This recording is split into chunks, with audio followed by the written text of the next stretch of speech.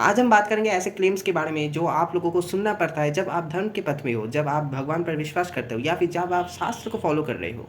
Why intelligent people believe in God? वो cases है। Number 1, डर। इंसानी दिमाग 15 सेंटीमीटर बड़ा ऑर्गन जो अपने से थोड़े ही बड़े 17 सेंटीमीटर के डब्बे में बंद है। काम बस एक, हमें जिंदा रखना। मौत का डर हमें न्यूरोसाइकोलॉजिकली इरैशनल बनाता है और सिक्योरिटी के लिए इलॉजिकल बिलीफ्स पर होल्ड करने के लिए मजबूर करता है। पहला क्लेम ये है कि हम मौत के डर की वजह से हम भगवान पर विश्वास करते हैं। ये बहुत ही एक सिली क्वेश्चन है और इसे हमको डीपली जाकर समझना होगा। और इसलिए भगवत गीता में भगवान श्री कृष्ण ऐसा भी कहते हैं कि अगर आप आत्मा में बिलीव करते हो तब तो आपको डेथ के बारे में सोचना नहीं है, भय तो बिल्कुल नहीं पाना। और अगर आप आत्मा पे विश्वास नहीं करते हो फिर भी आपको भय नहीं पाना चाहिए। तो भगवान श्री कृष्ण भगवत गीता में बहुत अच्छे से बात कर रहे हैं कि अगर आप आत्मा में बिलीव करते हो या नहीं हो, दोनों ही मैटर नहीं करता। आपको मौत से तो डरना बिल्कुल नहीं चाहिए।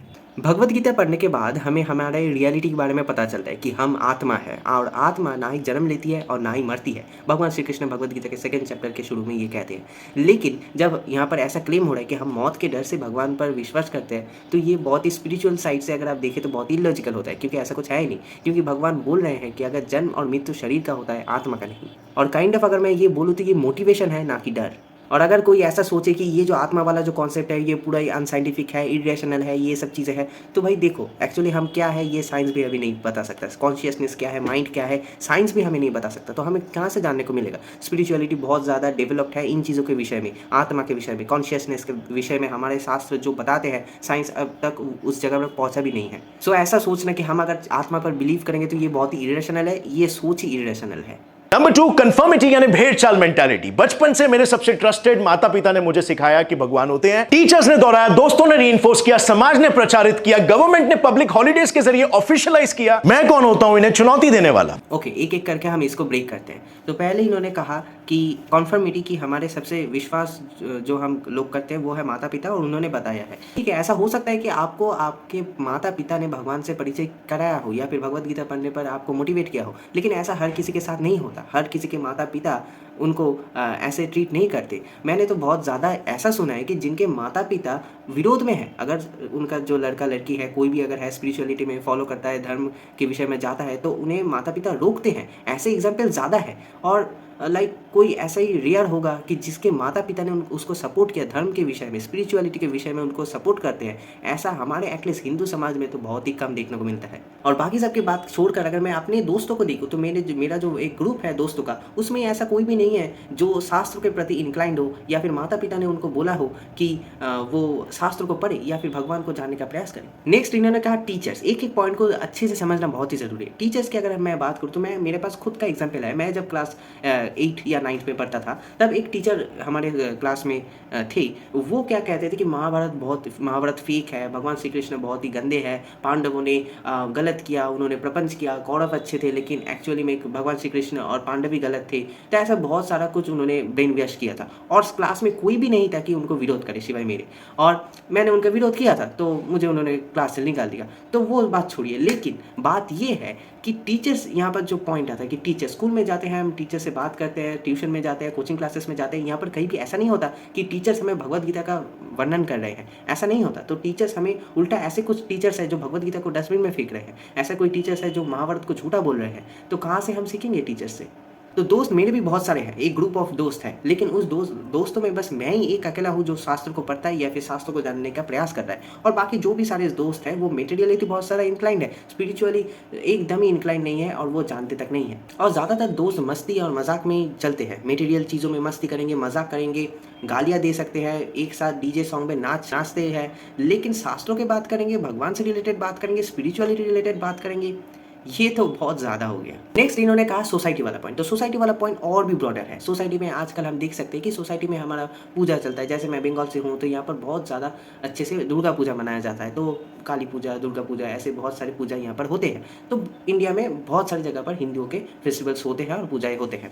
तो सोसाइटी यहाँ पर क्या करता है? सोसाइटी यहाँ पर बॉलीवुड के गाने चलाते हैं। सोसाइटी यहाँ पर बस 2 दिन के लिए, जितना देर के लिए पूजा चलता है, 10 दिन के लिए, 5 दिन के लिए, 2 दिन के लिए, 1 दिन के लिए, बस उस समय वो भगवान के प्रति कुछ दिखाते हैं, लेकिन पूरे साल में वो नहीं दिखता। पूरे साल में वहाँ पर ऐसा कोई भक्ति या फिर घर में भक्ति रिलेटेड कथा है ऐसा नहीं चलता। मेजॉरिटी की बात कर रहे हैं हम, एक्सेप्शन की बात यहाँ पर नहीं कर रहे हैं। लास्ट में इन्होंने कहा कि गवर्नमेंट पब्लिक हॉलीडे दे दिया और इससे सबका प्रचार होता है और भगवान हम मान लेते हैं। लेकिन हम अगर ऐसे सोचे कि भगवान को हम ऐसे इसलिए माने कि गवर्नमेंट पब्लिक हॉलीडे दे रहा है, तो ये बहुत ही मतलब इलॉजिकल है। क्योंकि सोच लीजिए जन्माष्टमी बहुत ही स्पेशल है। भगवान श्री कृष्ण उस दिन अपीयर हुए थे हमारे भगवान पृथ्वी में, तो वो चीज़ हमारे लिए तो बहुत ज़्यादा स्पेशल है। जो भगवान कृष्ण के भक्त है, जो साधक है, उनके लिए बहुत ही स्पेशल है। लेकिन अगर कोई ऐसा बंदा है जो ऐसे चीज़ों में विश्वास नहीं करता, वो जन्माष्टमी अगर गवर्नमेंट ने डिक्लेयर कर दिया छुट्टी है, तो वो तो घर में बैठकर तला हुआ कुछ भी खाएगा, खुद के घर में टीवी चलाकर सेलिब्रेट करेगा। वो क्यों भगवान श्री कृष्ण के प्रति कुछ करेगा? एक्चुअली इन्होंने बताने का प्रयास किया, ये जो पॉइंट्स है, माता पिता, टीचर्स, दोस्त, सोसाइटी, गवर्नमेंट, ये सारे लोग आपको ब्रेन कंडीशनिंग करते हैं और इस वजह से आप भगवान पर विश्वास करते हो। लेकिन मैंने हर एक पॉइंट को अच्छे से तोड़ कर आपको समझाया है। परिवार से आपको ज्ञान सीखने को नहीं मिलता, टीचर्स दूसरे बातें करते हैं, दोस्त आपके दूसरे बातें करते हैं।